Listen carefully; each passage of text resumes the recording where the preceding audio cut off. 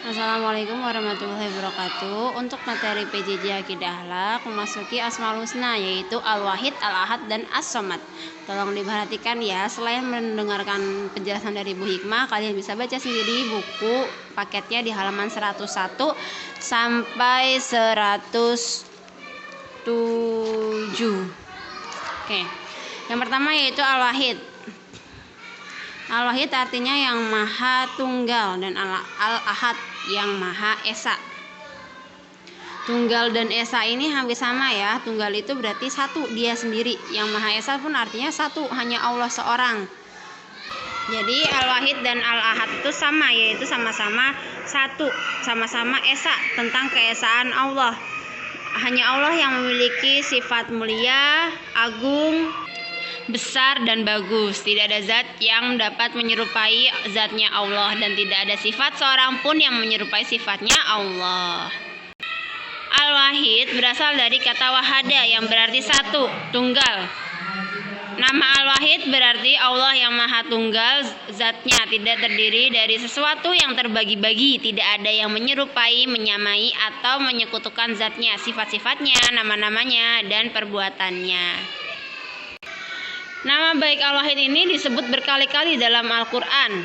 Nama Al-Wahid ditulis dalam Al-Quran untuk menjelaskan beberapa hal, diantaranya tentang ketauhidan, keagungan, dan kekuasaan Allah, serta tunduknya semua makhluk kepadanya pada hari kiamat, menyucikan dirinya dari anggapan-anggapan dan tuduhan-tuduhan palsu, dan sebagai konteks dakwah agar orang-orang tunduk, patuh, dan berserah diri kepada keagungannya. Menurut Imam Al-Ghazali, Al-Wahid adalah sesuatu yang tidak terdiri dari bagian-bagian atau tidak berdua. Allah adalah wahid dalam arti tidak terdiri dari bagian-bagian, tidak ada tandingannya. Dia tidak terdiri dari unsur-unsur pada zatnya. Mustahil ada unsur-unsur pada zatnya. Matahari dalam sistem tata surya boleh jadi dapat dikatakan tidak ada duanya. Tetapi di sisi lain matahari terbentuk dari aneka unsur atau partikel, sedangkan Allah tidak seperti itu. Itu cuma sekedar contoh aja ya. Dalam surat Al-Baqarah ayat 163 dikatakan bahwa Al-Wahid itu menunjukkan kepada keesaan zatnya disertai dengan keragaman sifatnya, yaitu dia yang maha pengasih dan maha penyayang. Kemudian yang kedua ada Al-Ahad. Al-Ahad memiliki arti Allah yang Maha Esa. Dalam Al-Quran hanya ada satu surah yang menyebutkan tentang nama Al-Ahad, yaitu surat Al-Ikhlas. Hal tersebut menunjukkan bahwa keesaan Allah sangatlah murni dan tidak ada duanya secara mutlak. Surat Al-Ikhlas ayat 1-4 mengatakan bahwa Allah itu adalah yang Maha Esa. Di surat Al-Ikhlas ini adalah surat yang sangat mulia, sebagaimana diriwayatkan dalam hadis Rasulullah bahwa surat Al-Ikhlas sama dengan seperti Al-Quran, karena di dalamnya terdapat penjelasan khusus tentang nama-nama Allah yang maha mulia dan sifat-sifatnya yang maha agung. Beberapa bukti bahwa Allah adalah Tuhan yang Maha Esa adalah yang pertama, Allah menciptakan seluruh manusia di muka bumi ini dengan wajah, suara, dan sidik jari yang berbeda. Walaupun seseorang dikatakan kembar, tetapi akan ada sesuatu yang berbeda dari keduanya. Hal tersebut terjadi karena penciptaan adalah zat yang tidak ada sesuatu pun yang dapat menyamainya. Seperti adik dari teman kalian yang kembar itu, adiknya Hafiz, mereka kembar, tapi pasti ada perbedaan di antara mereka berdua. Yang kedua, kita tidak bisa mengganti sesembahan dan tempat untuk meminta selain hanya kepada Allah. Segala sesuatu yang kita lakukan dan kita minta semuanya akan bisa terjadi dengan izin dan kehendak Allah. Allah adalah Al-Ahad, dia satu-satunya dan tidak dapat tergantikan oleh apapun dan siapapun. Kesimpulannya, dari dua nama baik Allah Al-Wahid dan Al-Ahad adalah Allah zat yang Maha Esa dalam semua kesempurnaannya. Tidak ada yang dapat menandinginya. Kewajiban seorang hamba yang mengetahui semua itu adalah mentauhidkan Allah baik dalam keyakinan, perkataan, dan perbuatan. Tidak menyekutukan Allah dengan apapun, dimanapun, baik dalam beribadah maupun berdoa. Allah itu Esa, keesaannya mutlak, sempurna, dan menyeluruh. Selanjutnya ada As-Somad yang artinya Allah yang maha dibutuhkan. Kata As-Somad memiliki beberapa arti menurut para ahli. Nama As-Somad dapat menunjukkan makna tujuan atau sandaran. Maksudnya pemimpin yang selalu dituju dalam semua urusan. Jadi segala urusannya kita membutuhkan Allah. Ibnu Faris mengatakan bahwa Allah yang maha agung kemuliaannya adalah As-Somad. Hanya karena semua doa dan permohonan hambanya ditunjukkan kepadanya. As-Somad adalah zat yang dituju, dijadikan sandaran oleh hati manusia dalam ketakutan dan pengharapan karena banyaknya sifat baik dan terpuji yang ada pada Allah. Salah satu ulama juga berpendapat bahwa Allah adalah penguasa tunggal, tempat menyandarkan segala kesulitan dan kebutuhan. Dialah yang maha suci, maha tinggi.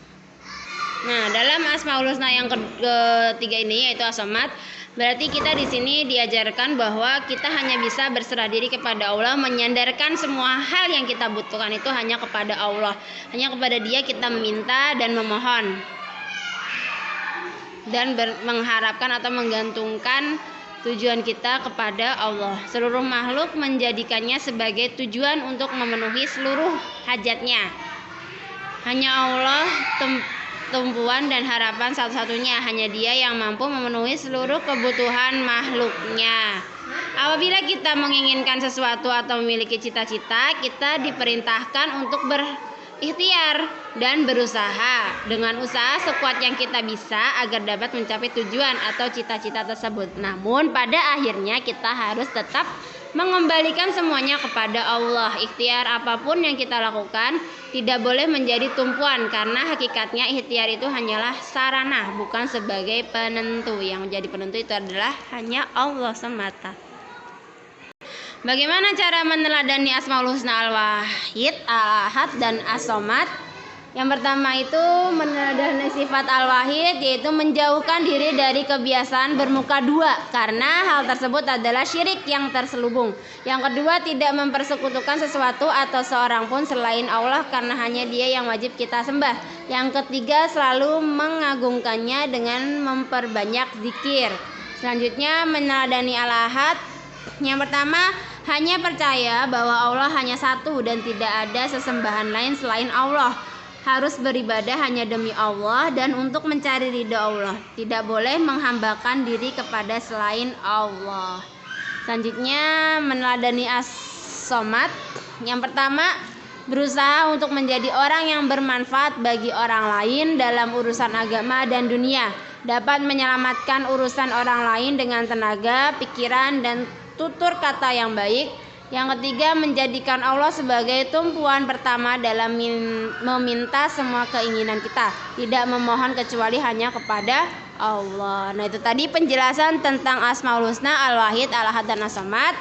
Selain melihat dari atau menyimak video ini, silahkan dibaca-baca lagi pengertian-pengertiannya dan bagaimana cara meneladaninya.